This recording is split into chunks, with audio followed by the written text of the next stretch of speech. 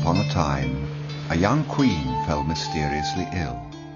The people were sad, for she had a kind heart and was well loved throughout the land. The king was heartbroken. He sent for the healers and he sent for the priests, but none could find a cure. Not even the sweet air from the hills, which gently stirred the curtains of the queen's bedchamber, could cool her feverish brow. And this was not all. A curious silence had descended upon the land. Birds stopped singing, sheep broke loose from their shepherds and scattered to the hills, cows would not give milk, even the bees in the meadows were silent. Families closed their doors against the drifting mists. One night, when all hope seemed lost, a great white owl flew through the window of the royal bedchamber. He perched on the canopy bed and looked down gravely upon the queen. Then his eyes glowed brilliantly as he spoke to the king. Listen well, your highness. Those you love best must be sent into the great forest to find the unicorn. These are gentle, healing creatures who can absorb poisons and drive away sickness. But only those who are pure of heart can approach them.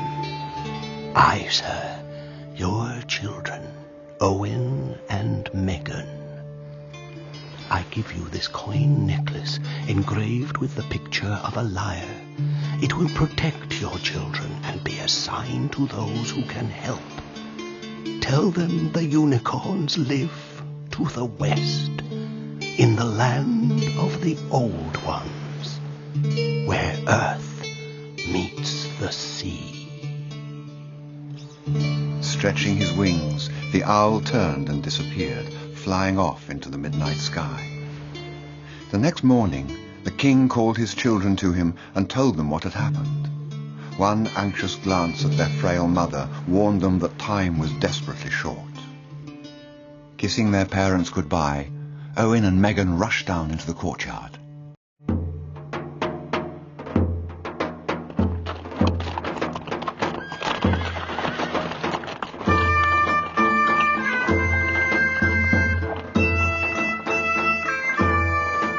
The castle was awakening with preparations for their journey. Their father had arranged an escort to the edge of his kingdom. To the beat of the drums, the royal procession moved out across the drawbridge, banners snapping in the brisk summer breeze.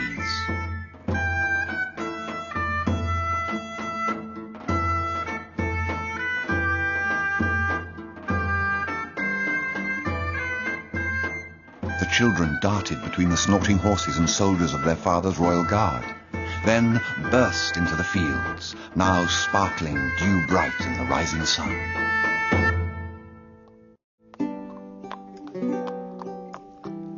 When the royal guard could go no further, the children were left alone in an eerie stillness. Owen brought out his recorder and Megan her lute.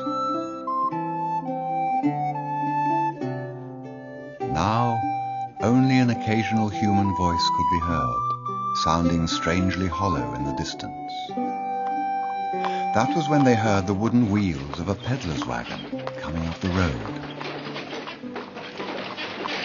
Why so sad, my little pigeons? Oh, you wouldn't understand. Try me. You learn a lot when you live for centuries. I might be able to help. Centuries? Go away, old man. We do not wish to hear... About your mother. You know?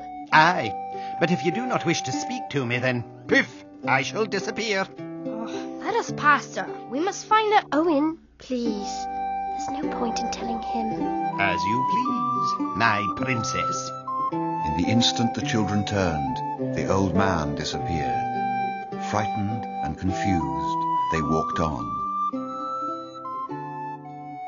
As the sun began to set, the footpaths narrowed. Crossing a bridge, Megan leaned over the wooden railing and stared down into the black, murky water. Owen caught up to her. What has a bed but never sleeps, has a mouth but never eats? Owen, none of your riddles, not now. Come on, Maggie. Oh, all right. Give me another clue. What runs all day and runs all night. What never stops, though try as it might. I give up. It's a river, don't you see? Look, Owen. Over there, do you see it? Floating among the reeds. It's a swan. The mysterious white bird stretched its long neck upwards. Then it floated under the shadow of the bridge and disappeared. Megan shivered. I have the strangest feeling that bird wanted to tell us something, but swans have no voice. 'Tis a sign. I know it. Sing to it, Meggie. Maybe it will come out the other side. The silver swan, who living had no note, when death approached, unlocked her silent throat. First an owl, now a swan. Leaning her breast upon the reedy shore, thus sang her first and last, and sang no more. But the swan never came out from under the bridge. Owen picked up a single white feather floating on the dark water. He placed it in his pocket and ran ahead to his sister. Together, they plunged into the dense forest. As the day wore on, thick mud slowed their steps. Pointed branches scratched their arms and legs. For 2 days and 2 nights, Owen and Megan travelled this way, their hopes fading with every step. It was then they heard it. Bells! In the middle of the forest? Where did they come from? Before them rose the grey stone walls of an immense brooding monastery. Fierce carved animals guarded its entrance. Ugly gargoyles stared down accusingly from the roof. Finding the wooden doors ajar, Owen and Megan slipped inside, trembling with fear. They did not notice the little white mouse which hastily darted under their legs and into the church. Inside, strange, soft music welcomed them.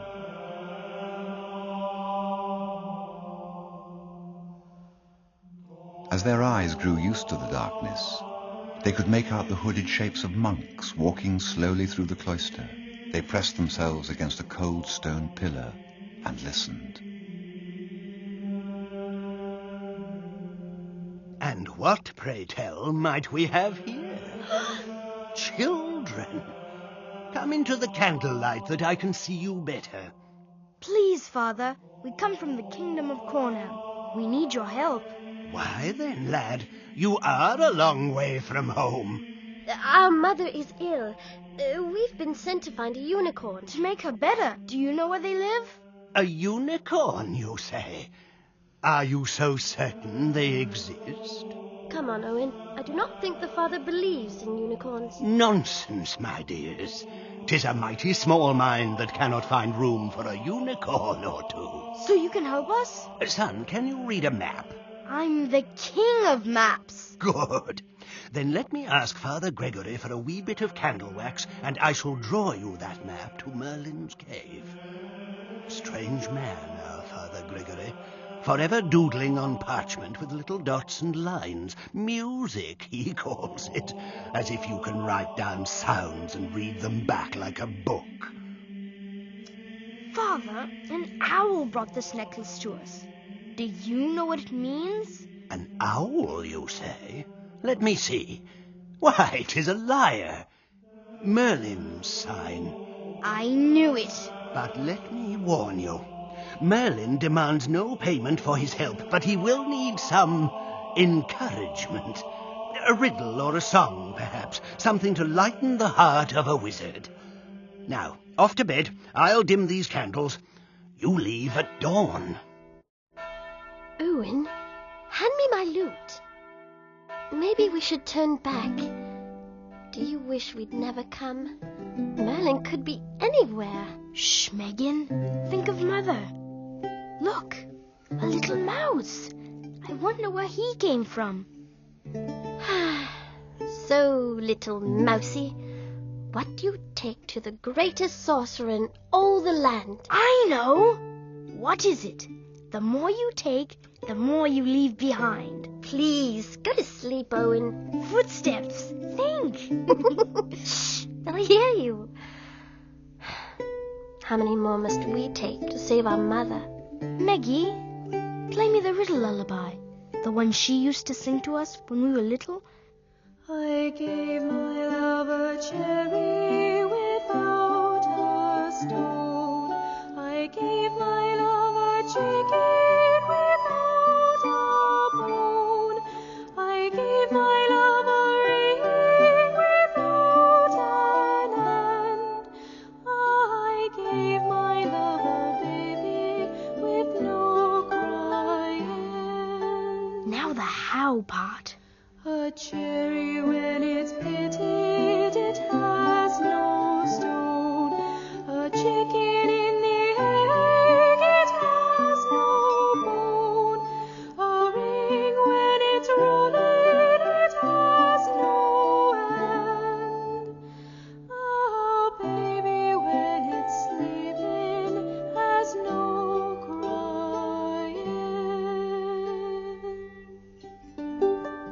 Maggie, if I shut my eyes, I can almost smell the salt air. We are close to the sea, I know it. Close to Merlin.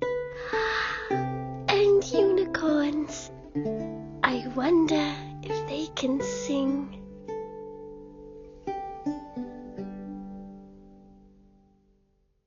The next morning, Owen and Megan followed a faint footpath leading west. After a few hours, the trees parted around a small village. It was a feast day, and the roads were lined with wooden tables piled high with food. Megan brought some hard toffee from an old man who seemed strangely familiar. Could it be the vanishing peddler by her father's castle? She worked her tongue into the candy and winked at Owen, perched atop a low stone fence. Together they joined the ancient round. Summer is a-comin', summer is a-comin', love is sweet and flow and meet, and spring gets new and new with me, sing a cool and you. Summer is a-comin'. As the dance continued, some villagers pointed out the path to Merlin's cave, but none would go with them. Their friendly faces clouded as they warned, "Take care, for danger lurks in the western lands. Remember, Merlin is not always to be trusted." The children plunged bravely back into the forest. Meg, I've got another riddle for Merlin. This better be good. While at first I seem mysterious, when explained, am nothing serious. What am I? It's what you love to do. It's a riddle. Am I right? Ah, you must have heard it before. Shh! Look, up in the tree. Could that be the owl that visited Father? Where? Oh, never mind. He's flown away.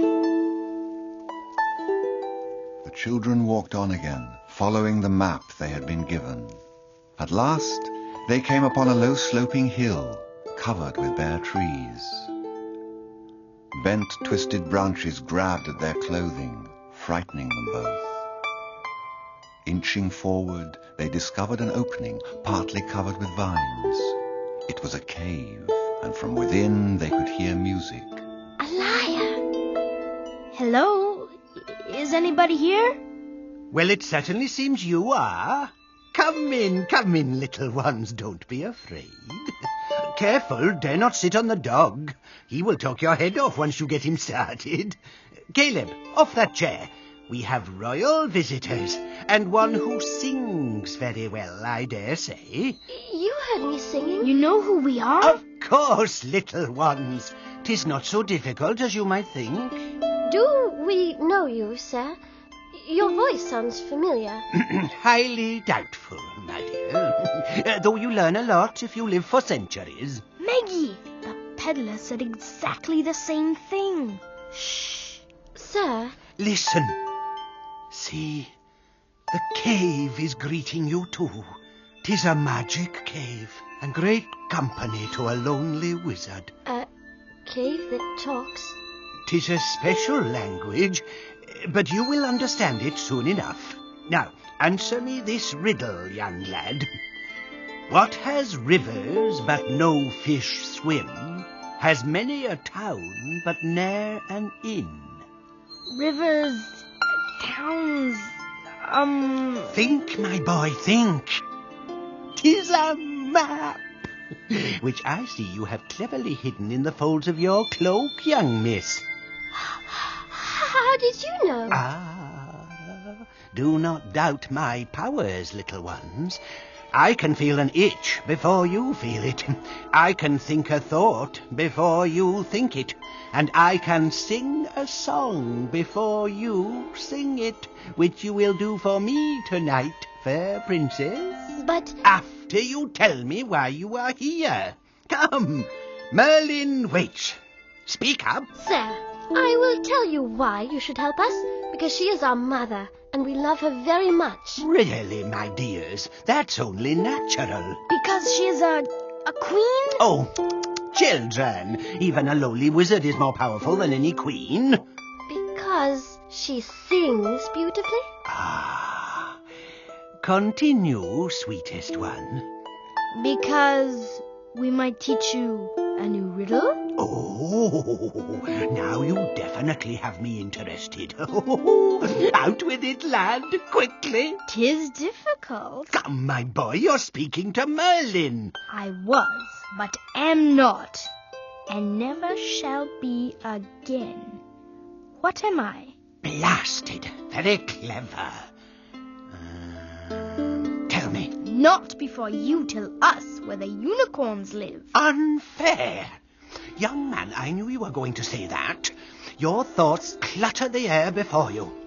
Now scratch that knee of yours and get us some dry wood. Nettle soup for dinner. And then we shall consult the fire to unveil the secrets of the unicorn. Soon a lively fire was burning. Supper finished, Megan stroked the soft ears of Caleb while Owen cleaned their bowls in a small sandpit. They settled to watch Merlin's hooded shadow flickering wildly on the cave walls. Come, dancing flames, give us your light. Warm these walls and banish the night. My royal children, attend with care. Come, journey to the future if you dare. The birth of music will appear from silence to all this. Come, draw near. Can a child find music as yet unborn and steal the heart of the unicorn? Megan nudged Owen's leg and pointed to the wall. Where moss had once covered the rocks, shapes were forming, now glowing a strange green light. Instruments! Some were familiar. They had seen them often in their father's court: shawms, sackbuts, crumhorns, lutes, pipes and tambours. But what were these others, strange shapes calling out from the echoing walls? So you see them. 'Tis a good sign. Let me introduce you to some friends of mine. The cello, violin, clarinet, oboe, trombone. Some of these beautiful instruments will not be heard for 1,000 years hence, but they will sing. One day they will sing with splendor. Tonight, Merlin. Can we hear them tonight? I cannot say, for I am not their master. 'Tis up to you. Us? Aye, my boy. They have been watching and listening ever since you entered this cave. It seems that music is to be your test. Music? Test? Aye, 'tis simple. If you wish to change the future, then you must foretell it. Megan, show us the future of music. Here tonight. But how? You are the musician, my princess. Reveal the unicorn song, and your mother will be saved. Maggie, you could do this. Oh, I don't know how to begin. That sound. Listen to Merlin, 3 times visitor to the earth and keeper of her secrets. He comes when times are dark to reveal the past and lead us into the light. Yes, come, my children, to the day before yesterday and the year before that, to a time of broken swords and whispering moons and animals that talked. What is that? The birth of music. When notes were born of the silence, then carried on the wind. 10,000 years ago, when the island of Atlantis basked in warm blue seas, and people played their pipes to celebrate the harvest. Until one terrible day, a volcano on the island exploded. A huge wave tossed whales about like herrings, and boats were never seen again. The city of Atlantis sank with a moan into its watery grave. Some say you can still hear the bells tolling beneath the ocean waves. See how brightly glows the lyre on yonder wall? From faraway Greece came the instrument which never tells the truth. Maggie, another riddle. So sweet, so passionate was the lyre that it was forbidden for hundreds of years. Listen carefully, and you can hear the ancient music.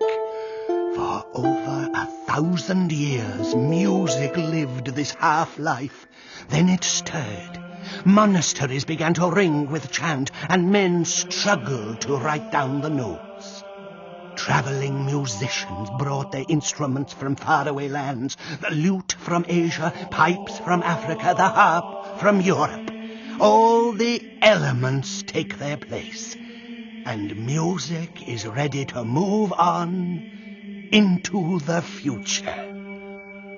Follow me.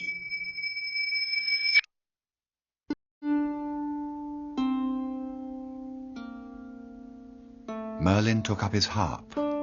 Entranced, Megan followed his notes down, down, as together they rode the gentle stream of music. They played the past, a carol from the monastery, an ancient lullaby, the silver swan, Megan's riddle song.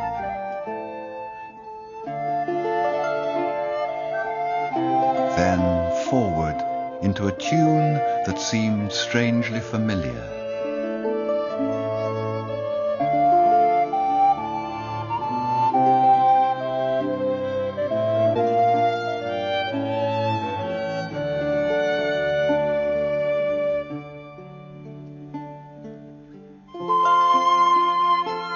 Yes, I hear it. The magnificent bark.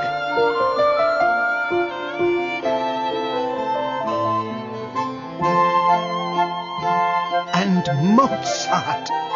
Such beauty.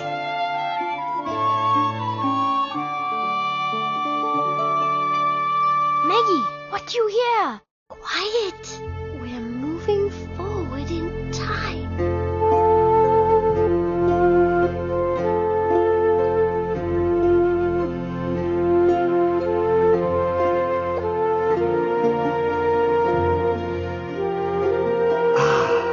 Who would have thought it? Even the mighty Beethoven.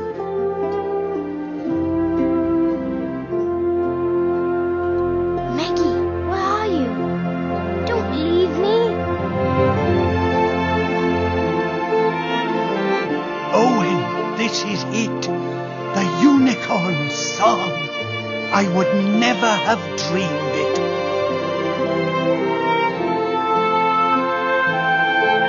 Ah, the healing.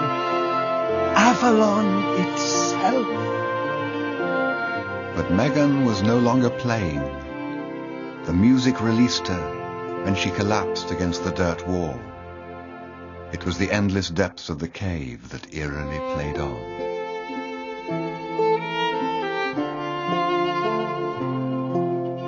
The future of music. Who would have thought a child could dream such beauty? Heed this well, my children. When you next hear this music, you will know you have succeeded in your quest. Megan, your brother may be skilled in the telling of riddles, but your music has the power to save a queen. Just then, they heard thundering towards them the most magnificent white stallion they had ever seen. Upon its back rode a tall man, regally dressed in silver armor. A great scarlet cape flowed from his shoulders over the rump of his horse.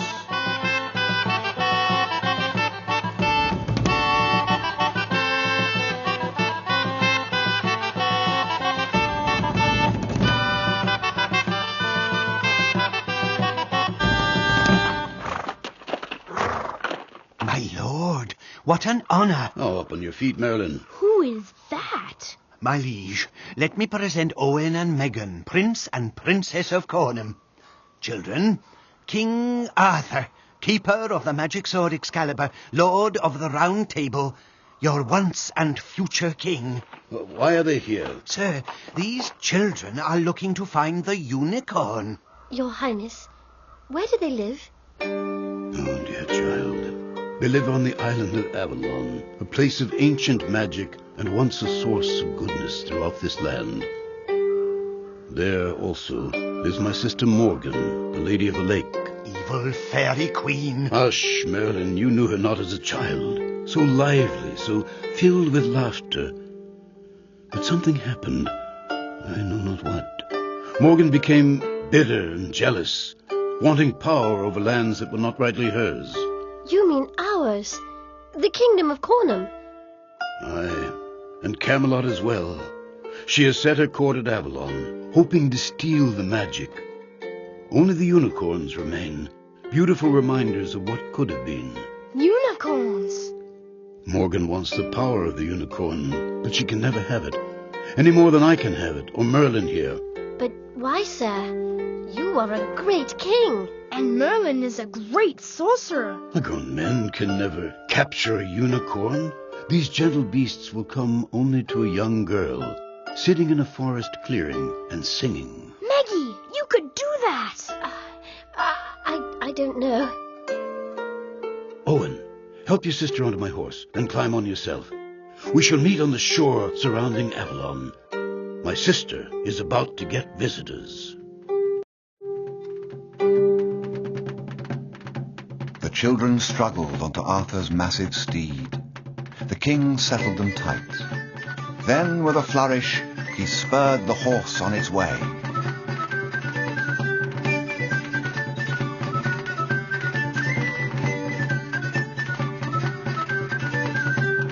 Gathering speed, the children could feel the animal's powerful muscles pounding beneath them. It gave them hope at last.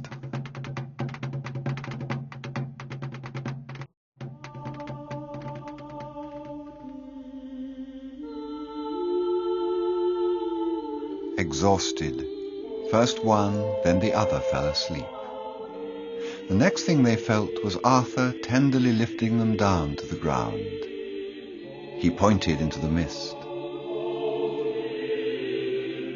You must wait here for a boat to take you to the island. But I warn you, if you do not believe in the powers of Avalon, you will be seized aboard a black barge and disappear forever. But if your heart is pure, you will see a golden ship sailing toward you. It will take you to my sister, the Lady of the Lake, and the unicorns you desire. As the king rode away, a haunting stillness hung between the children. A light rain fell, sparkling the surface of the lake. Owen lit a small fire by the water's edge. Megan huddled close to its meagre flame and picked up her lute. You give it food, and it lives. You give it water, and it dies. What? It's a fire! You never understand. Aye, Owen, I understand. Megan began to sing. She sang of the long, difficult days and her dreams of being back home. The white owl watched worriedly from a nearby tree. Western wind.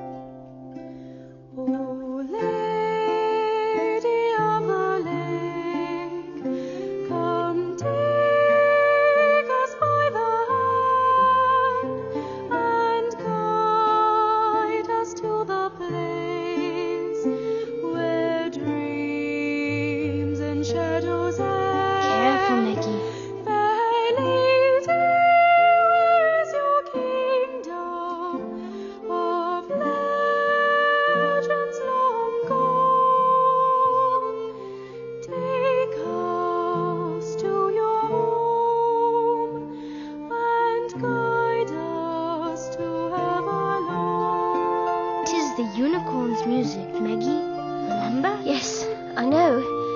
Time is turning upside down and inside out. I don't know where we are, or when. Do you think Merlin is out there somewhere? It's impossible to know, but we will finish this, with his help or without it. Owen thrust a cold hand into his pocket and drew out the swan's feather. Brushing it thoughtfully across his cheek, he passed it to his sister. As she reached for it, the wind grabbed hold and tossed it high into the sky. There it became 2, then 4, then hundreds of white swirling feathers.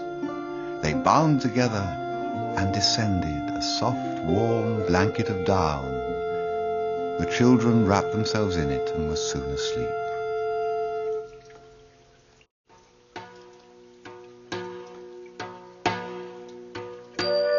The rain couldn't touch them now.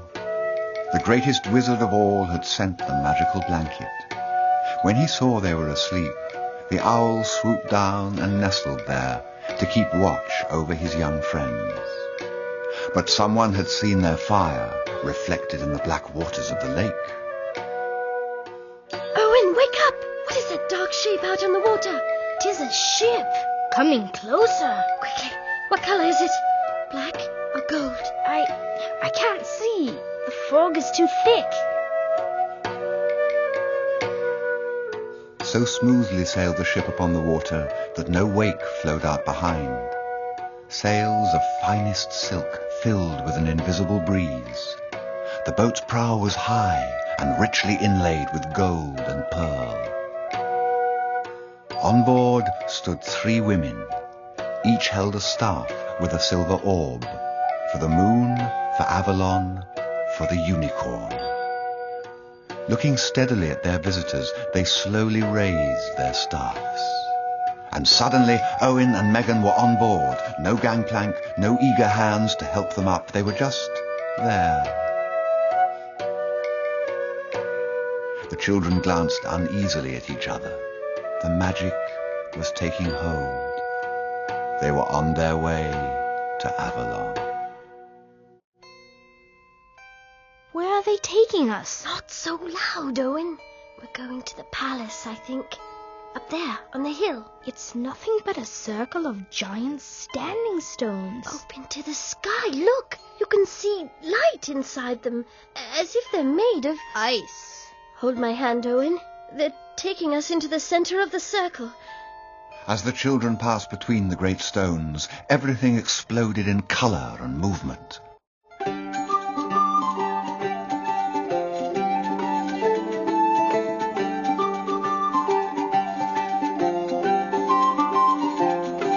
Flaming torches blazed from the walls. Dogs nosed about between long marble tables. One hovered especially close to Megan. He had a strangely familiar look in his eye.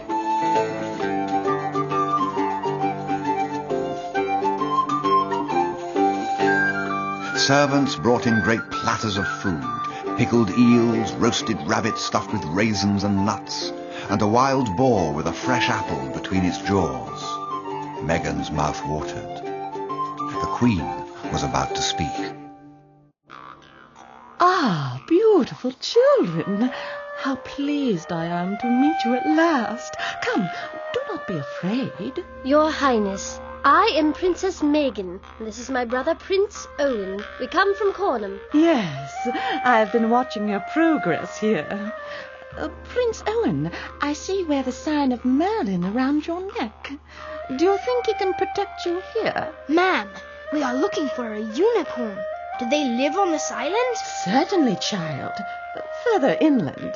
Pray tell, how do you intend to capture one of these creatures, when whole armies of soldiers cannot bring me a single one?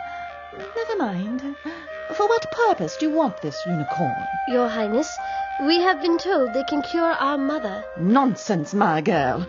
Only a powerful queen such as myself can grant such a healing.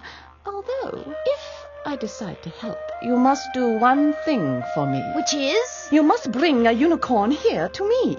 I should like to stable it in a place of honor here at my castle, as a novelty for those at my court. Yes, After you do this, I shall make your mother well. I, Your Highness, if that is your wish. Then it is settled. Ladies, get these poor children some food and drink, to see to their comfort and warmth. Let the celebration continue, for the little dears have finally arrived.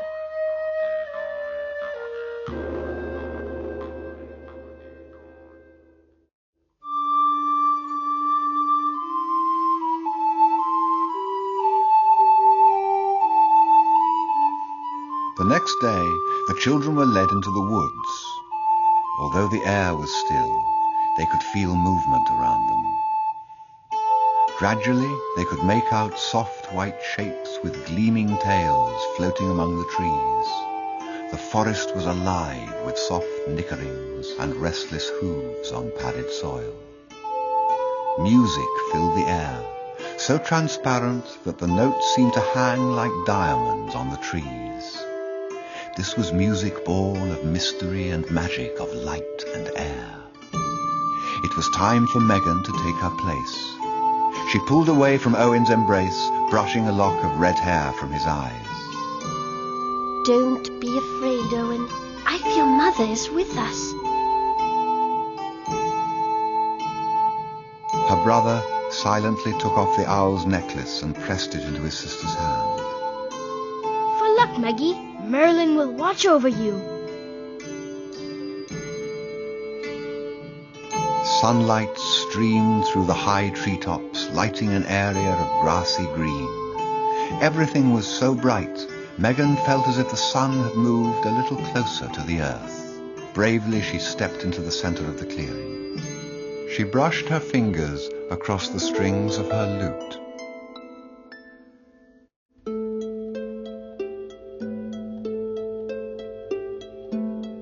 Deliberately, one of the gentle creatures turned. Except for a spiraled horn, he looked much like her horses at home, shocking but somehow beautiful. He looked compassionately at the young princess playing to him and dared to move closer. Megan remained calm, concentrating on the music.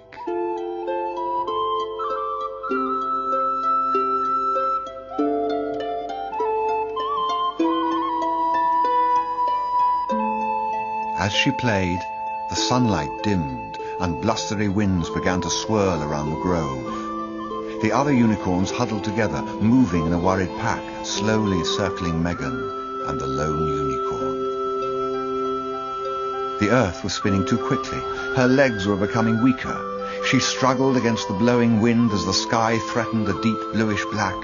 Her long hair whipped at her face. She looked desperately to the edge of the clearing and saw Owen leaning into the wind. Be careful, Maggie. Gently, child. Don't scare it away. Attach the golden halter to its mane and bring it to me. Now!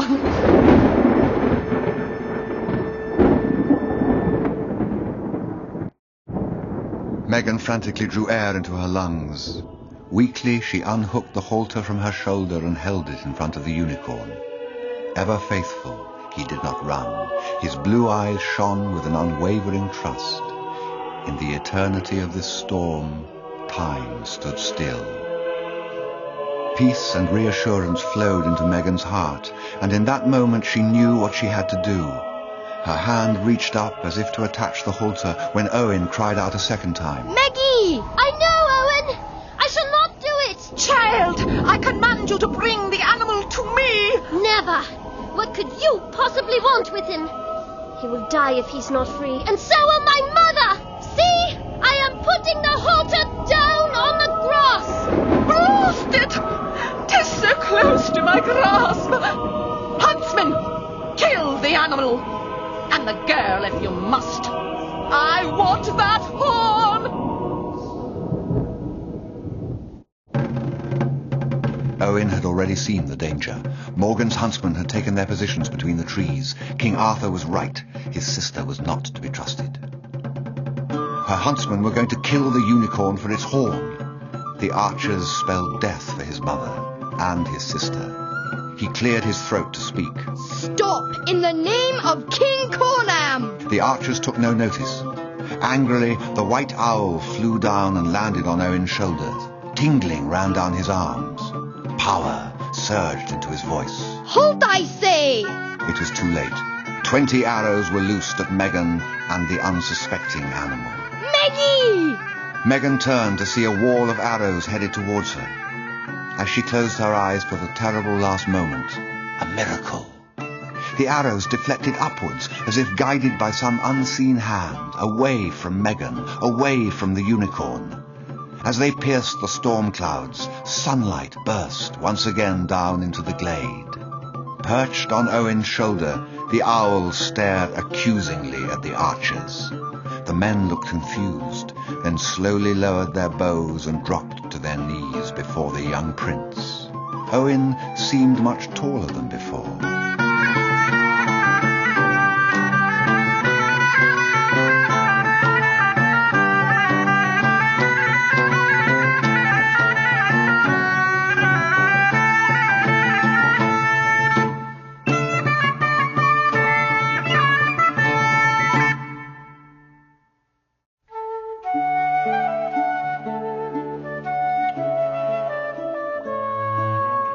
Megan lay still in the grass. The unicorn, which had stayed close by her during the attack, slowly knelt down before her. He laid his head trustingly upon her lap.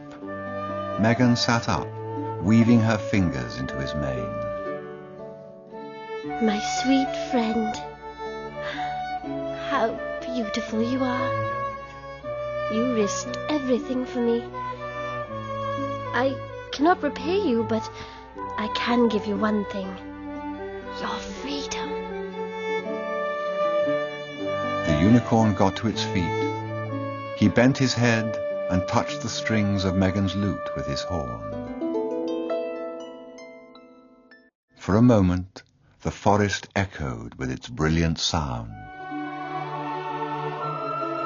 And then music flooded once more into the grove from some place far away. At that moment, the animal pressed even closer. He seemed to be looking for something. Megan understood. Ah, the owl's necklace. Here it is. Gracefully, the unicorn lowered his head a second time. As his horn touched the coin, Megan felt its warmth spread through her body. She was no longer frightened and reached out to touch the magic bone. My blisters are gone. Does this mean that Mama will be better? Thank you. Oh, my sweet unicorn, thank you. She hugged the unicorn fiercely, burying her nose in its neck, breathing in its warm, musky smell. You are free to go now, but I cannot say goodbye. Here, take this necklace.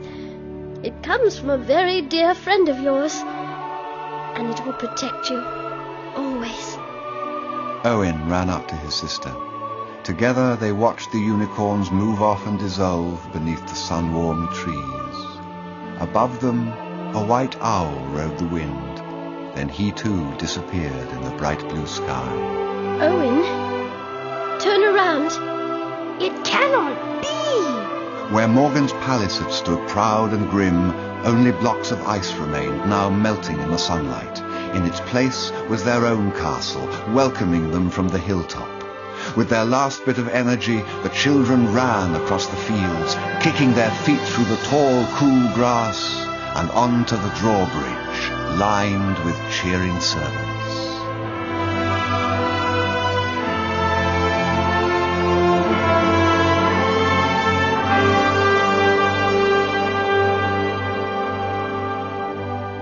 In their parents' sunlit bedchamber, Owen and Megan saw a most remarkable sight. Their father was seated on the bed, happily feeding a bowl of broth to their mother. Now looking stronger, she told them about her strange dreams of unicorns and 2 children who had braved the forest to save their mother.